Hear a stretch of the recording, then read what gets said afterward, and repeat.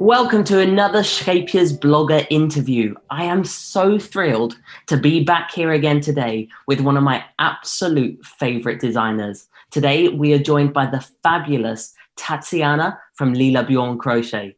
Tatsiana, welcome. Hi. It's my pleasure to be here. Thank It's you. such a thrill to have you here once again. As a lot of people watching today will know, we have done an interview similar to this before. And I always get so excited knowing that I'm going to be chatting with you, as it's always such a pleasure. So really, thank you for joining us today. Thank you for inviting me. Anna, you're welcome. You're so welcome. For those of the audience watching today that don't know or aren't familiar with your work, would you mind to explain what you do and who you are? Well, I'm just a normal person living in the normal city. I was born in Belarus, but we have moved to the Czech Republic almost 15 years ago with my husband, and we've got a kid here and a dog. I worked as a journalist in my past life for a few years in the newspaper.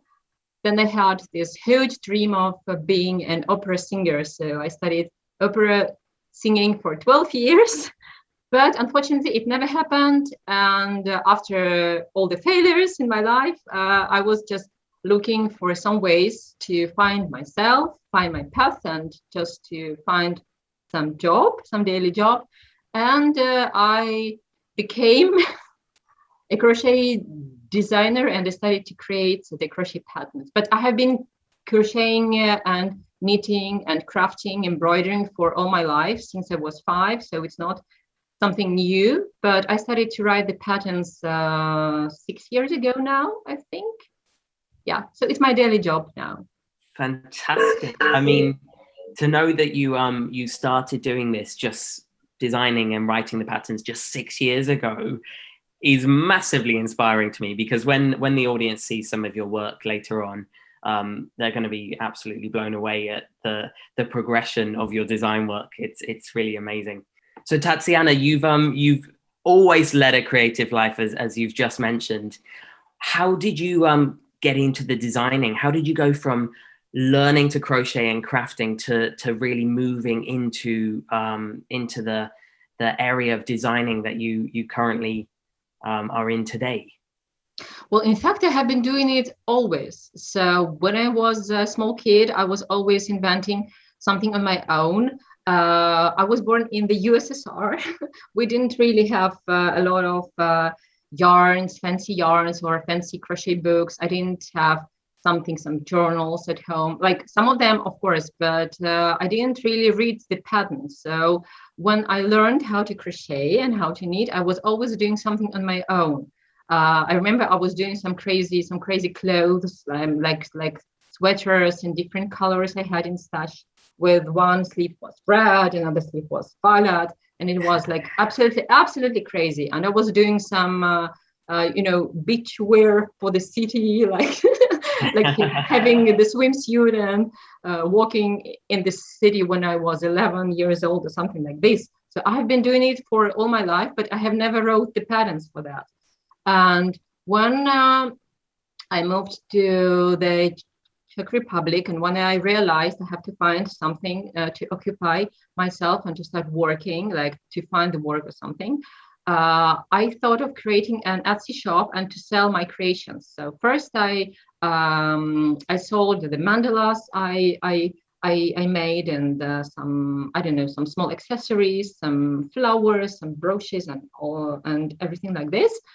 And once I saw a mandala on the internet on Etsy, which absolutely amazed me. I could not I could not see how it's done, because I was quite experienced at that time, and I normally can, if it's not a very intricate pattern, I can normally do it just from the picture. I'm sorry to say. But that was the first time I was looking at it, and I absolutely had no idea how it's done. So I bought the pattern. It was created by Carola Herbst, a designer from Germany, and I followed the pattern. I learned the overlay crochet, And this is how I got this idea of maybe trying to design something on my own. But the thing is that I didn't really know the English terms, because I didn't even know the Russian terms in crochet or in knitting. I just knew how to make the stitches, but I didn't know how they are called. So first I was trying to get through the written text to learn the abbreviations. A lot of errors were made. So I started with a really small coaster with a small mandala. I wrote the pattern. I found some people who were happy to test it on Ravelry. So I made it. I just decided to introduce it to Ravelry and see what happens. Fantastic. And in the next few days, I got one sale, and I thought, okay, maybe I can do something else. So then I started to do more and more. I learned new tricks and invented my own. I started to dig into different ways of crochet, the overlay, the brioche, and other. And then I started to make garments. And this is how it gradually grew, and how I went from one small thing to a bigger one, to the blankets, to the garments, and how it all started. And amazing. It's just fantastic. So the one thing that I'm particularly interested in, and I know a lot of people watching today will also be interested in, you started off with I presume regular crochet, and then, as you mentioned, you looked at the interlocking crochet. Then you've kind of created you've created almost like your own technique with the brioche style of crochet, and also the design work that you do with this brioche work. How did you move into kind of finding this style? It's a very difficult question, and I don't think I have an answer to that. Sorry about that. No, but that's all from practice. When you have a hook and when you have the yarn in the hands, you just try something different, and then you see how the stitches develop into something. And like brioche, it's not a new thing. It's existed in crochet for years now, and I think it comes from knitting, where it's an established way of doing the stitches, increases, decreases, yarn overs, and so on. But in crochet, we don't have such a thing like a written in stone method. So in crochet, we develop every method with new stitches, and so I just try the stitches. For example, I have an image in my head, and I'm trying to find a way to bring this image from my head, like a drawing, into crochet with the yarn and the hook, and it just comes from the imaginary something to the real something. And in the process of that, I come up with some tips and tricks. So it's just a process of learning and growing. Fantastic. So for the people that aren't maybe familiar with it, because I guess I'm asking these questions based upon the knowledge that I'm trying to learn as well. Because as you know, I crochet, but amigurumi and toys and stuff like that. And I'm really intrigued by this brioche technique. What exactly is it? Is it a method of using two different forms of yarn that crochet over one another, or are you interchanging the yarn? Or I don't fully understand it. Would you be able to describe that, or maybe, if possible, maybe share some images as well with our viewers? Yes, sure. Yes, I have recently, last month, I have created a workshop on my blog. It's free to read, and I made some short videos to explain the basics of brioche and how I do it, because some people can do it a little bit in another way, but I'm explaining how I do it. I'm showing the basic stitches, the increases, the decreases. So brioche, basically, it's a combination of front post stitches with the chains. Okay. We only use two colors for that. And for each row around, we use only one color. And we work only front post around the front post from the two rows below in the same color. So we are building the long cables, long curved cables in the same color. And then we make the chains and skip the stitches of the opposite color. I That's see. it. So it's just a fabric. I can show you something if you. Yeah, I'd love to see. Yes. Okay, I have a new project I've been working. And then in the background, you can see my Alma sweater, which is done in brioche crochet as well. Absolutely stunning. And I'm working on a new cardigan, which is also a brioche, and I can just show you the close-up. Wow. Of the pattern. So on the right side, we have the pattern with the curves, with some leaves and floral stuff. On the back, it's just the stripes in 2 colors. Those are the chains we make. But if you would like to learn, if you would like to look further into brioche and to learn it, you can just go to my blog and find the brioche masterclass, and you will see all the information there, including videos. And then there is an extra bead. I created the pattern especially for this workshop. It's the brioche chair pad. Wow, look at that. I stitched it to the ready-made one from IKEA, sorry. I'm advertising, but everyone knows IKEA, so it's fine, I think. I've never heard of it. No. Of course, it's an unknown store. So this pattern is a part of brioche workshop. If you would like to go further, it's a paid one, but the basics is free on my blog. So if you would like to learn this, you can go. Fantastic. What really intrigues me actually about this is how seamless it is, right? So that you've not necessarily got the classic kind of very straight lines that we associate with color work and crochet, but you can create these kind of curvature designs. I mean, I just think that's amazing. Is that something that you were drawn to, the fact that you can create these slightly more finessed designs? In reality, the curves are building themselves. Okay. I don't have much control. I can lead them in a way, but then they are doing their own thing. And on the next rounds, I'm just trying to understand where they want to go, and I help them.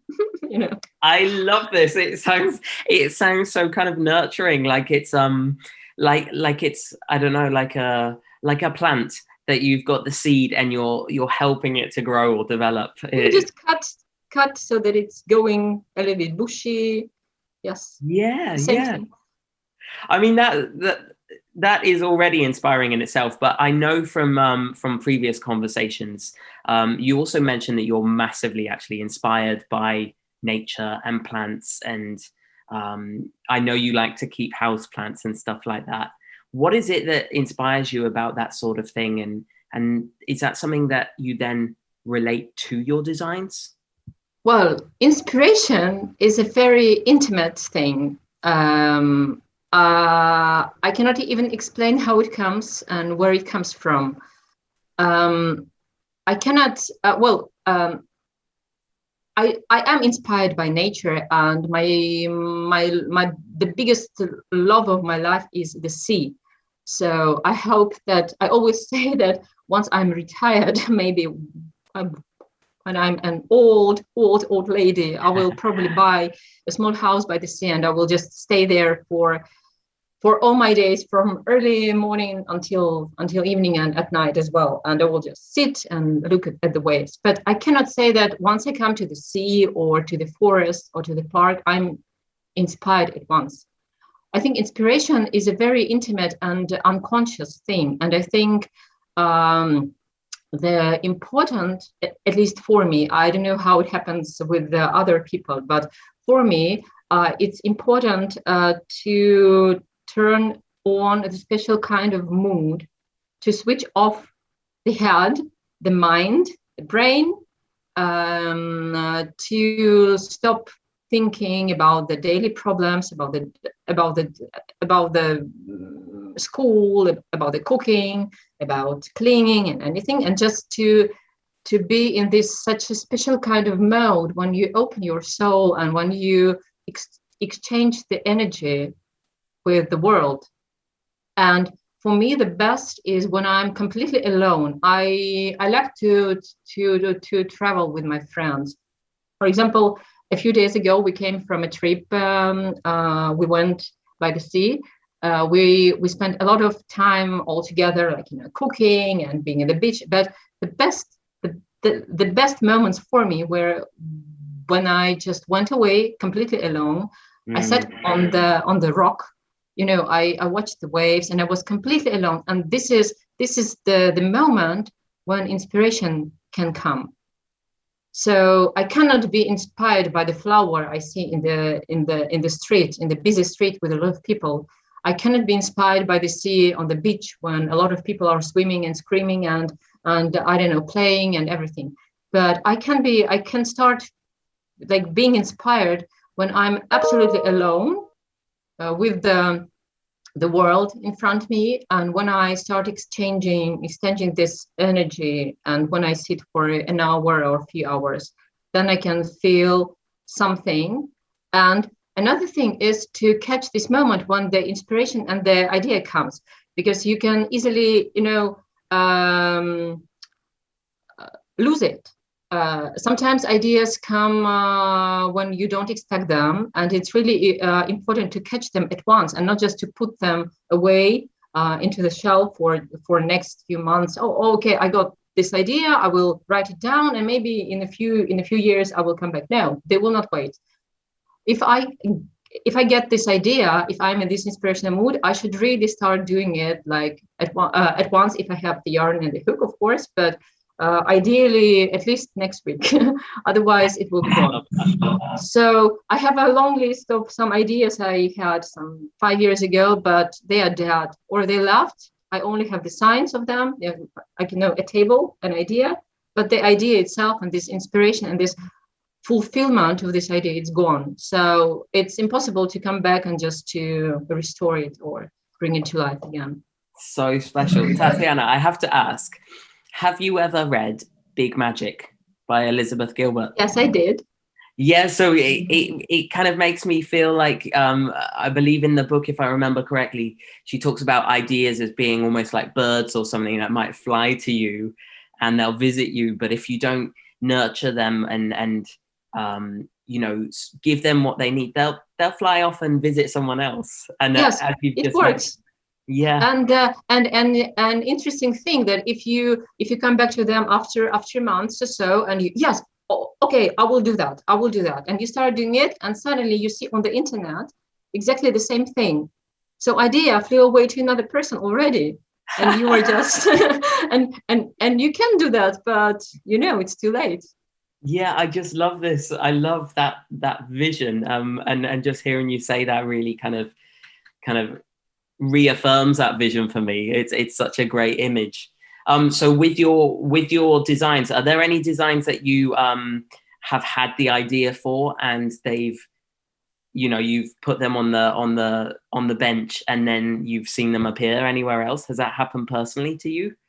Something similar? It happened to me a few times. I don't remember exactly what it was. Probably I remember I created a stitch pattern with the colors, like it was yellow and violet, and it was a very special stitch pattern. I didn't show it like online. I decided to keep it for later, and then after months another lady did exactly the same thing. She never saw this, and in the similar colors, I should mention. Wow. I mean, just imagine. It's amazing. Yeah. Yeah. Your idea floated off to someone else. Yes. I just love that. So you mentioned the sea and the nature and the calmness. It almost sounded slightly like a meditative state when you get your inspiration. What is it about the sea, and how do you bring that to you where you currently live? Because you're not by the coast at the moment, I understand. No, unfortunately not. I have a special place in my life. Like I think everyone has a place where you want to come back again and again. I have this place. I found it. I found it 15 years ago. It's in Sweden, in Malmö.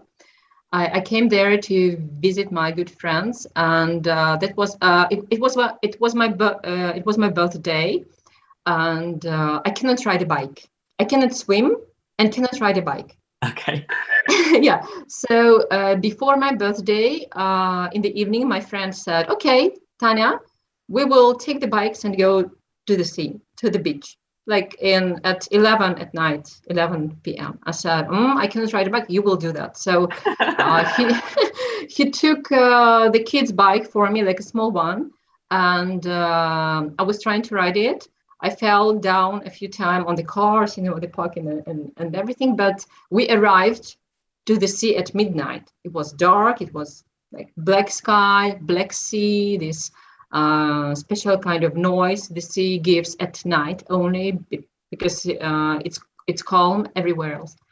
And I was so overwhelmed by this riding a bike and just being at the sea at night. And I just started to cry, Oh. And I cried and cried and cried and cried and cried. And it was complete refreshment and recharging for the soul.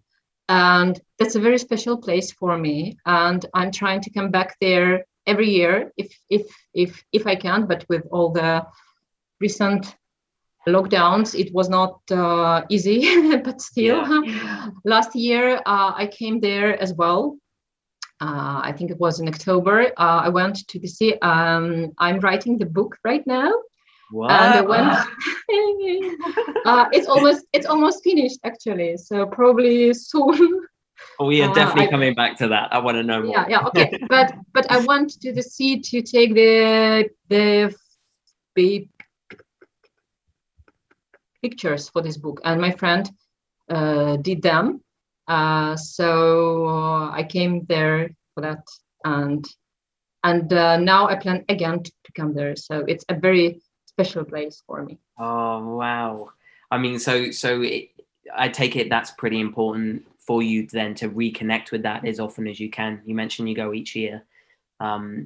If you, for example, over the lockdown, you haven't been able to go, is there a way that you can reconnect without physically going to visit that place?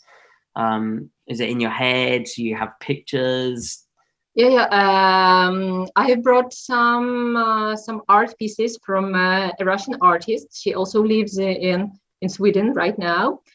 She's doing this special kind of thing. She makes the pictures of different houses. Like she chooses one place and makes the pictures of different small things, like a house, a horse, a mountain, a boat, and then she cuts them and put into a special kind of installation of this place. So it shows the soul, the vibe of this special place.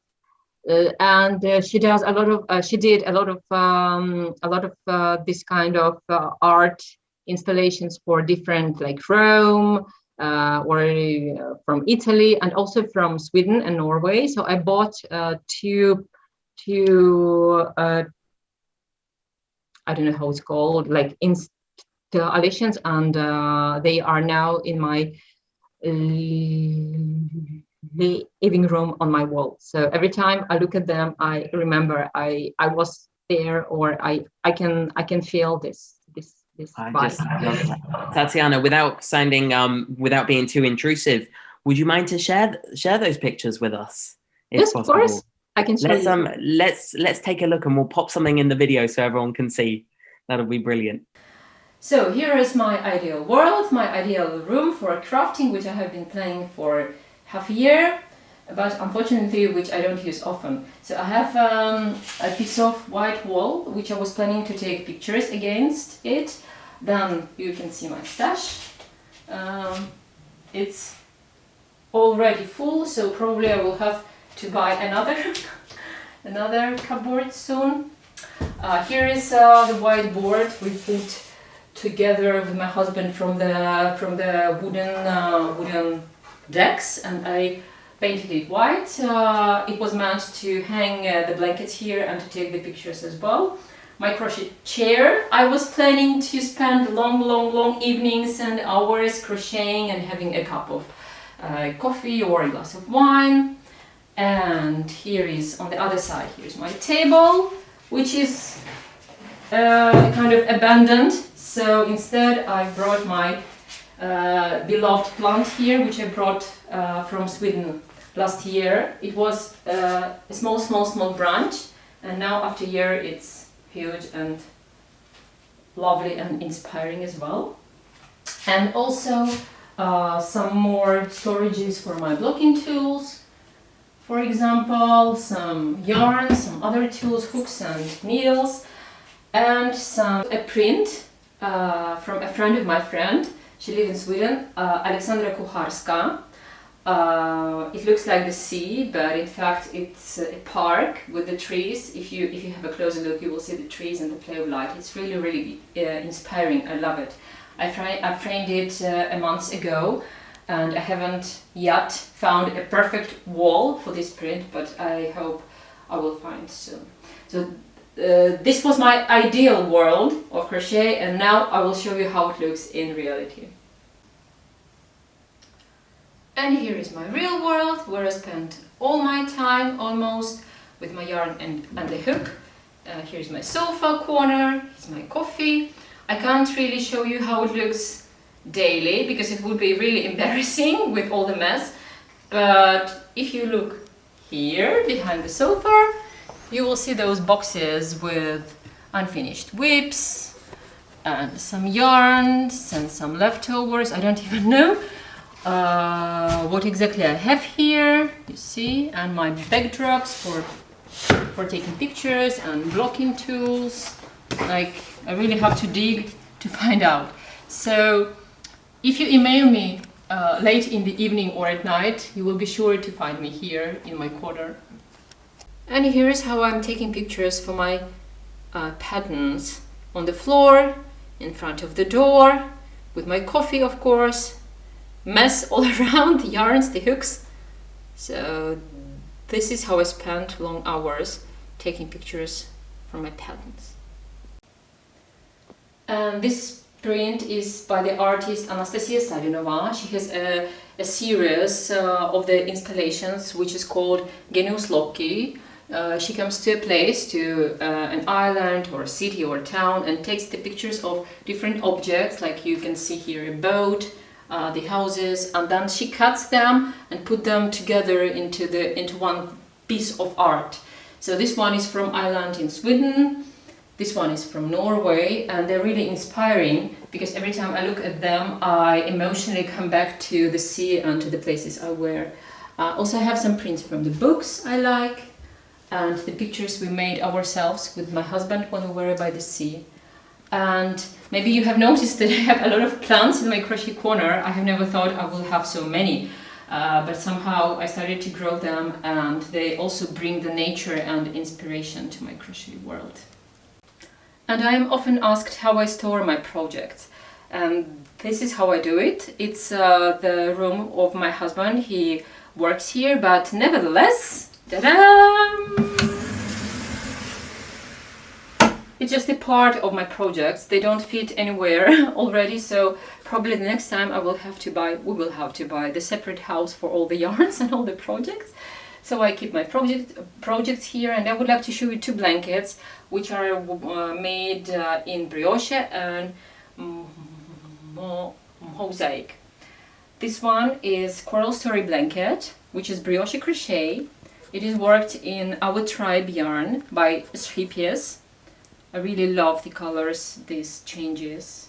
I can show you the close-up. We already talked about brioche a little bit, but just to show you the front posts and the chains. So on the right side we have this patterning, the floral patterning, and on the back side they are just the stripes of two colors. So this is brioche. And I would like also to show you Near blanket, my first ever project in mosaic crochet. Here how it looks. So it looks a little bit similar, but it's more flat. It's an inlay way of crochet. We also have the patterning on the right side here, but it's more like geometrical, not the floral, no curves here. I know that some people started to do the curves in this kind of crochet as well, but I do it like this, the geometrical, and the back side is also the striped. So these are like 2 blankets and 2 ways of crochet. And while we're here, I thought maybe I could show you a little sneak peek from my book. It's a secret yet, so please don't tell anyone because it's still in work. I think I will show you some blankets, some pillows. Maybe I will show you the sweater in mosaic. So here is the top, the sleeveless top for summer. It works in whirl, so you see the gradients. The color changes from top, from light down to blue. Blue, my favorite color, of course. So this is. So you will see this pattern together with 12 more patterns in my book, which will come out hopefully in a few months. Tatsiana, that was so lovely to see those installations, and I can see why they're so inspiring. Now, I'm going to be a bit of a pest. I'm certainly digging for information. You mentioned that you are working on a book, which literally made my hair stand on end with excitement. Can I ask about it? Yes. Oh. It's almost ready. Not finished yet, but I hope to do it in a month. So everything is written down. We are making the layout. The pictures are ready from the last year. I've been doing it for 2.5 years already, so it's like a long time, but we are almost there. So I need to find out how to print, where to print, and if it will be offered online or offline as well, and then I can share the cover and everything. It's a book about the mosaic crochet. It's another big love of mine. I've been thinking of doing a book for few years now, so I thought it's right time to actually do that. It will have 13 patterns for accessories like shawls and scarves and coals. Also, there will be home accessories, pillows, blankets, big and small, and 2 garment designs, a sweater and a cardigan, all in the same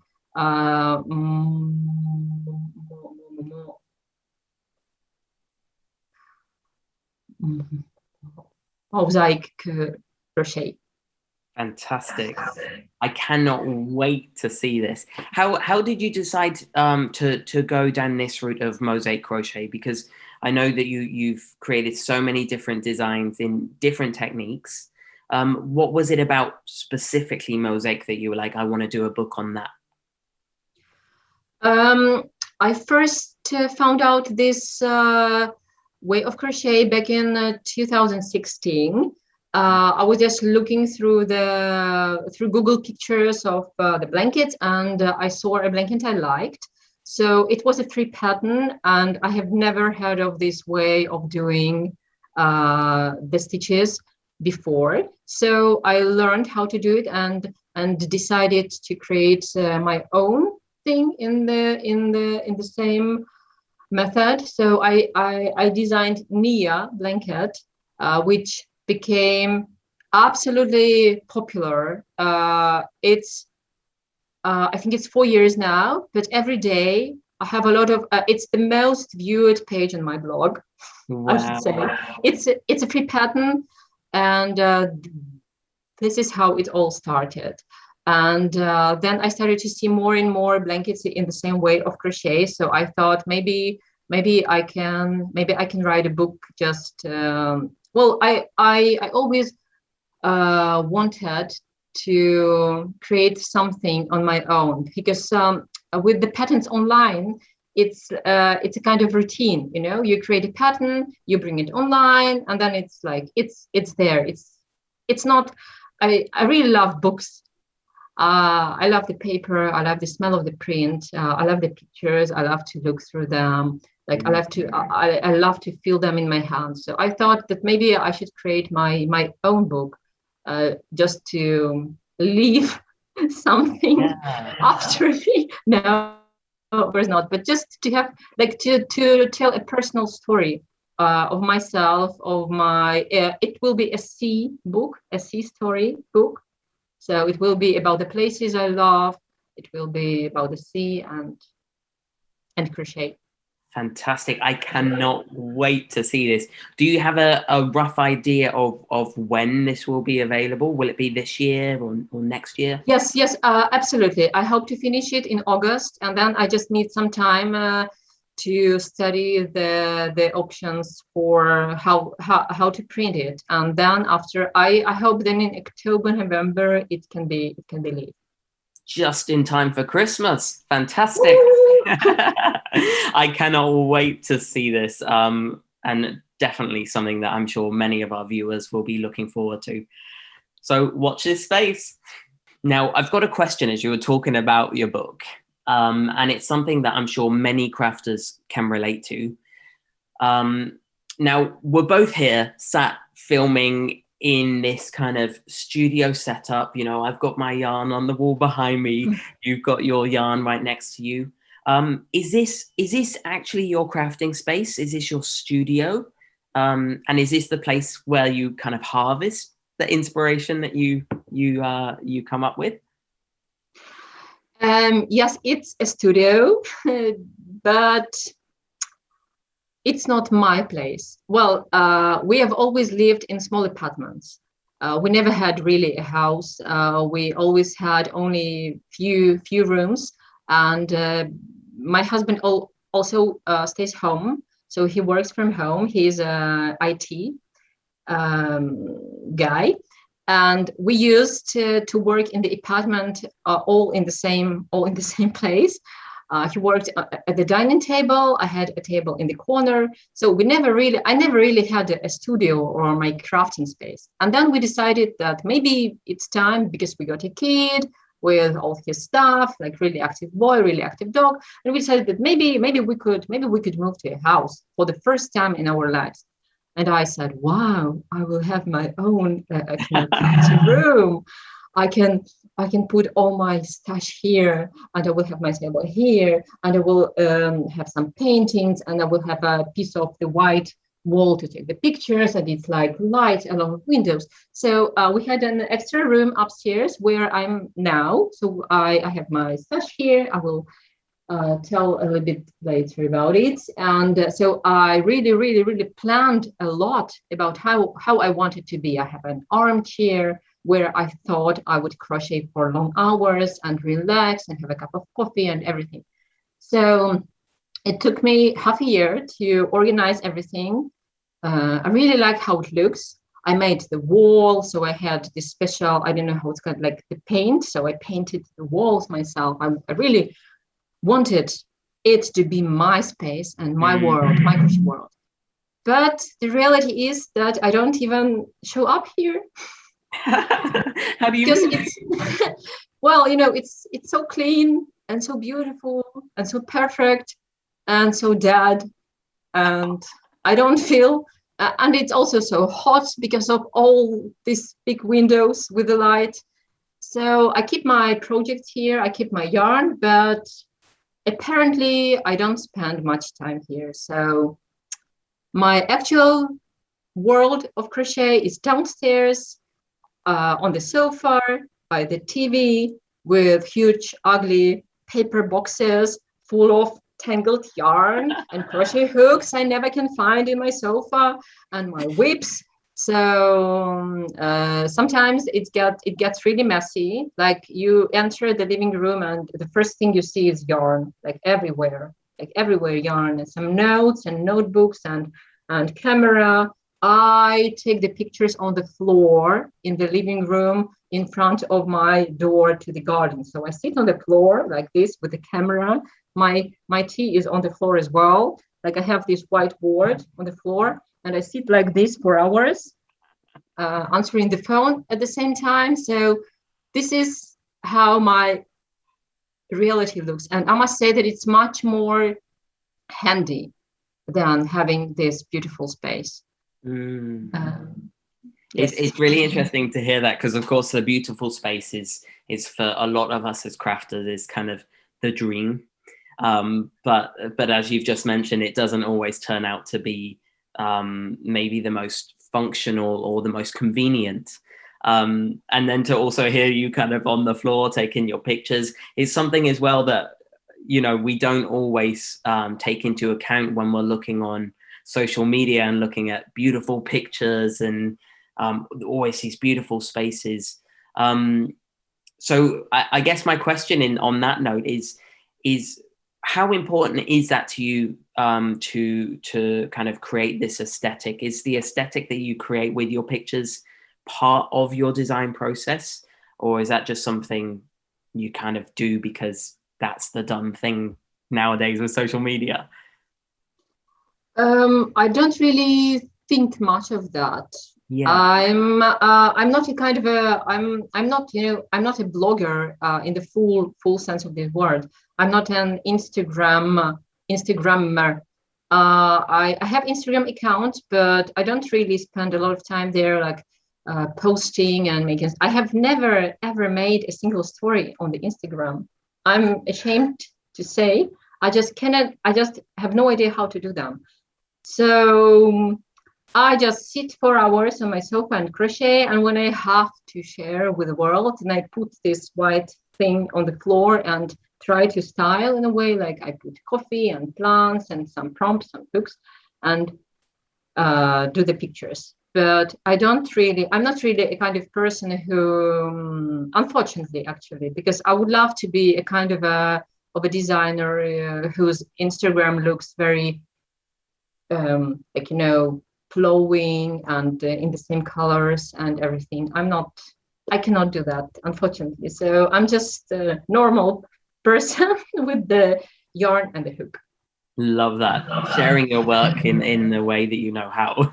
I really like that. So you mentioned sitting on your sofa, losing your hooks down the sofa. I think we can all relate to that. I don't know, my sofa seems to eat my crochet hooks. But you also mentioned your stash of yarn, and you've got lots and lots of yarn. I wondered, do you have a favorite yarn that you like to work with? Because I see you've got a whole case next to you of gorgeous yarn. And as you said, you've got boxes downstairs. What do you prefer to work with? What's your favorite? Yes, I should say that the biggest part of my stash is yarn from Scheepjes, because I'm a Scheepjes blogger and I work with Scheepjes for 6 years now. Wow. So most of my stash, I have some yarn which was left from the days, from the earlier days, but I don't really use it. So the biggest part of my stash is Scheepjes with some small part of the yarn, the hand-dyed yarns I bought at the Yarndale last year and the year before. But it's like really, really small ones. So I mostly work with Scheepjes. And I honestly think that it's a high quality yarn, and I really love. I honestly love to work with this yarn. My favorites are Whirl, of course. I just love all the colors and the color changes, the gradients, and yes, and also my another favorite is Metropolis. Really, yeah. One of my favorites. I really, yes, I like to work with the natural yarns. I work with acrylics or some artificial fibers. I do them as well, but my love is the natural wool or bamboo or cotton or jute. And Metropolis yarn is really special one because of the colors. Each skein has 3 shades in it. So you can see all these tiny changes of the colors, and the range of the shades is enormous. It comes, I don't know in how many shades, maybe 80 plus, I think or 80, something. Top of my head, like 80 plus, like a lot of, and all the colors are so tasty, you know. They are so beautiful and so elegant. You don't have some wild shades you would never touch. They all are very, very, very like elegant, and I love this yarn. Like really, honestly. Is there a particular shade that you tend to be drawn to? Do you have a favorite color that you like to work in? Yeah, I thought of that the other day. My favorite color is blue, and dark blue, you know. And this year I bought a lot of new, you know, skirts and the dresses, and all of them are blue. Absolutely crazy. Even now I have a dress which is blue. So I really like blue color, but I try to use other shades in my work, because I understand that if I use only blue or gray or brown, it would be a little bit boring maybe. So I'm trying to use all the colors I have. On the opposite end of the spectrum, do you have a shade of color that you just don't like using? Bright red, yellow. That's funny. I love yellow things, but I'm the same. I never go for yellow. And maybe white. Okay. I don't like to use the pure white. It can be a small excess, but even as an excess, I'm trying to avoid it. Yeah. I don't know why. I can use black in some projects for the contrast, because it gives the dramatic view, but not the white. White is like screaming. Maybe if it was a doily, like doily, you know, this classical doily, then maybe yes, I can accept it. But in my normal work, I'm trying to avoid white. Yeah, sure. No, I get that totally.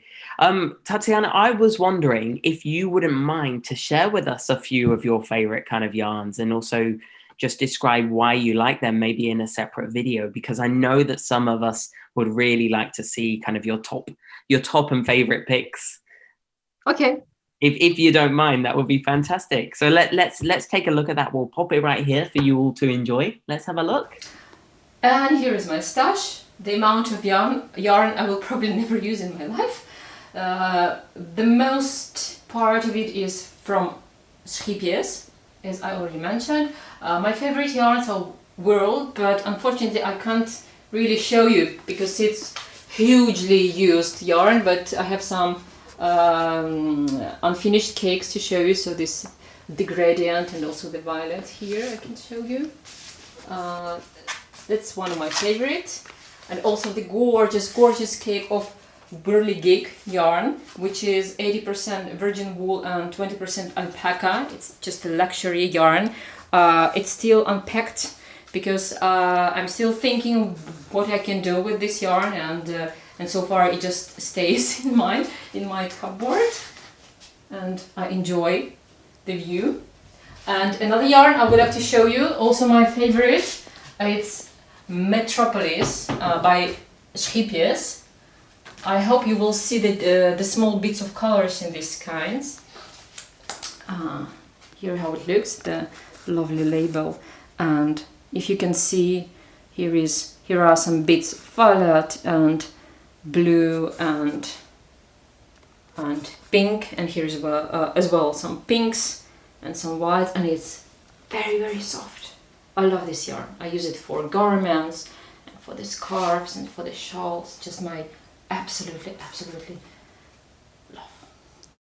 Now, Tatsiana, I have to ask, crochet, is that something that is in your family? Like, did you learn from a family member? Do your current family members join you on your crochet crusade? Unfortunately not. I'm completely alone with my crochet. I learned in the kindergarten from a teacher. She taught me. My son, he was trying a few times to learn, but he's very impatient. He's more into the quick stuff. So he tried a few chains, maybe for 10 or 12 minutes, and then he said, no, I will never do it. But my husband is really helpful with the unwinding yarn, with winding balls. We can sit in the evening in front of the TV. I crochet and he will wind. Well, that's very handy because that could be very and annoying. he's absolutely great at finding the tails, you know, if the yarn is tangled, like really. So he's really, really patient and calm and quiet, and he can sit for hours and untangle my yarn. I would throw it away at once, but no, he will save every small bit, every centimeter of the yarn, and he will win in a perfect ball. So that's great. Well, it sounds like we all need a husband like that. Like, maybe we can find a way to clone him, and we could all get one of those in our craft room. I will ask him. Yeah, sure. So what about your friends? Do your friends join you with your crocheting? I assume you've met lots of people and friends within the crochet community. Yes, but friends I spend time with, they can't knit or crochet, but over the years, they got really excited about my work in crochet, and they share my Instagram with their friends. And I started to get quite a lot of different pictures, inspirational pictures from them, asking if I can make something like this, like, you know, Easter eggs or swimming suits, or did you know about yarn bombing? Yarn bombing is we could yarn bomb the car, or we could yarn bomb the trees in our park. That's so cool. We have never heard of this. Did you heard? Yes, of course I know about the yarn bombing. So we should really do that in our park. It's really funny that they can't really crochet, but they engage in a way. I love that. Do you get lots of requests from people saying, will you make me this? Will you make me that? Sometimes I get the request to design something, but I never do that, because that's again back to the inspiration. I have my own ideas which come to me. They choose me. They come to me, so I answer them. I cannot really make a design on the request. It's impossible. Yeah, sure. No, I totally get that. And earlier you mentioned, of course, and I'm a massive, massive dog lover. You mentioned your dog. What does your dog think of your crochet? My dog gave up. She was now she's 12 years old, and she was really active. We used to walk a lot in the woods, and she needed a lot of attention. And when I didn't start my daily job as a designer, I spent a lot of time with her, but then I started to spend more time with the yarn and the hook. She tried hard to bring me back, but then she got older and she became calmer, and now we spend long evenings in the living room. I'm on the sofa, she's by my side, she's sleeping, and I'm doing my stuff. So we are just a pair of, I don't know, like friends being together. Well, I know you prepared a little video of your dog, and we'd really love to see. I know we've got lots of animal lovers watching, so let's take a look. Yeah. Do you like it? Do you like it? Do you like my crochet shawl? How do you like it? You like it? You are helping me, right? You are helping me. You are helping me. You are a helper. You're my best friend. Well, she is an absolute cutie, and I love that she's your kind of crochet companion. An absolute dream of mine to get a doggy at some point. So finally, just to wrap up, because I know this is something that you are very passionate about, and everyone is very eager to hear about. Inspiration has, of course, been the kind of theme of today's conversation. But do you have any advice, Tatsiana, for those moments when inspiration isn't knocking at your door, isn't paying us a visit?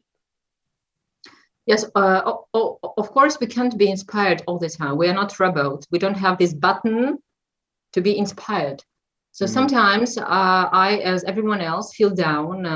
Life is life. Some sad things happen, or you just I just don't feel like doing new things with crochet. But I have found a way to bring it back. Okay. I used to work as a journalist in the past, and journalism is not literature. So you can't really stop for a month not writing. Journalism is writing every day. Like you come to work, you have an interview, you have to write. You have to write a feature, you have to write an interview, you have to write a reportage, you have to write, I don't know, essay, but you have to write every day. And of course, you don't feel like writing every day. So what I learned is that even if you don't feel like doing something like crocheting or writing or singing or running or I don't know, anything, the trick is just to open your laptop and just start writing anything. It can be random words. You don't really have to put the text, the perfect text from the lead up to the end, because it doesn't work like this. So first you just put random words, then you start to glue them into the sentences, and then at some point after writing for 15 minutes, half an hour, you suddenly get into this mode of writing and you start to write the text, and then you rearrange the things you have already written and you have it. And that's the same in crochet for me. So when I feel like I don't have inspiration, but maybe I had a very long pause in crocheting, and because it's my daily job, I have to do it. Like, it's not my hobby anymore in a way. I still love it and I enjoy it, but it's also my daily job. So I have to do that. And when I feel down, I just bring my yarn and hook and start crocheting. Like for example, I think I will do something in the round. So I start with a hook, I make one round with doubles, like very simple, very easy, nothing intricate, one color, like really, really basic. Then another round, then maybe I can join a new color here, and then and maybe I can do this stitch, and maybe I can do a bubble here, maybe. So it's not organized something. It's more like a free form crochet, but that brings me back. My hands start to do something, some kind of energy start to flow, and suddenly I realized that okay, this can grow into something else, and that's exactly what happened with this. Okay. I started just with the small circle, and gradually it started to grow, and then you see it growing and more stitches are added and you see the patterning already. So you just follow it and you grow, and then you have it. And after that, you feel like really, really inspired, because you made something, and that's like breathing full, and you feel inspired again. So it's a trick I have and I use all the time in the dark days of my crocheting. Brilliant. I mean, it's so true. We all have those days, those slumps, those moments when we're not feeling inspired. And so great advice from yourself there, just to do something anyway. I guess is kind of the message, isn't it? I really like that. So thank you. I'll certainly be using that. Now, Tatsiana, we have really enjoyed having you here for the kind of last hour or so. Before you head off, I do have to ask, and I'm being a little bit nosy, a bit of a pest. What's coming up in the future for you? You've mentioned, of course, your book, and very, very excited for that. Anything else you can share with us at the moment? So the book is the main thing I'm occupied with, but on the other hand, I'm still working on some other projects. I will release the cardigan I showed you earlier. I will release another cardigan, which I will keep a secret yet. And I also have a very, very exciting project that will be announced close to the Christmas, I think. I cannot share a word about it because it's done. Secret. Yes, I can keep this. I can keep them. Yes, I'm really, really excited about this project, and I hope that once it's released and it's produced, that people will love it. So it's no, I can't tell you. So I guess a case of watch this space. just in terms of next year, any ideas for next year? Are you going to continue along this route? Maybe jumping into a second book? Anything like that coming up? I would like to host another KAL next year. I have a rough idea of what it will be. It will be probably a blanket, but nothing really clear at the moment. So I need to take a break from the book to breathe out and to start doing this later. And wait for that inspiration to come and visit you. Yes, or just bring it to your life yourself. Exactly. I love that. Tatsiana, it has been an absolute thrill having you here today. And as always, and a real pleasure to chat with you. So thank you for taking time out of your busy schedule to join us. Thank you very much for having me. You're more than welcome. So for more of Tatsiana's work, you can check out her website at lillabjorncrochet.com. And don't forget to check out the other Scheepjes bloggers over on the Scheepjes website. And you can join us on Instagram. And also our Facebook community is a great resource for all crocheters and knitters. Until next time.